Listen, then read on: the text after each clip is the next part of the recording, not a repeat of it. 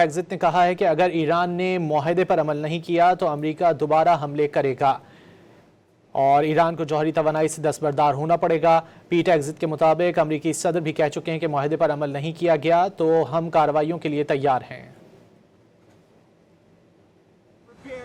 Devastatingly do what we've done already. Iran's never seen the kind of military campaign that the United States launched on. Iran's going to have every opportunity to cut the kind of deal they should at the table. And if they don't, the War Department will be right here, ready to go. Exit نے کہا ہے کہ اگر ایران نے معاہدے پر عمل نہیں کیا تو امریکا دوبارہ حملے کرے گا اور ایران کو جوہری توانائی سے دستبردار ہونا پڑے گا۔ پیٹ ایگزٹ کے مطابق امریکی صدر بھی کہہ چکے ہیں کہ معاہدے پر عمل نہیں کیا گیا تو ہم کارروائیوں کے لیے تیار ہیں۔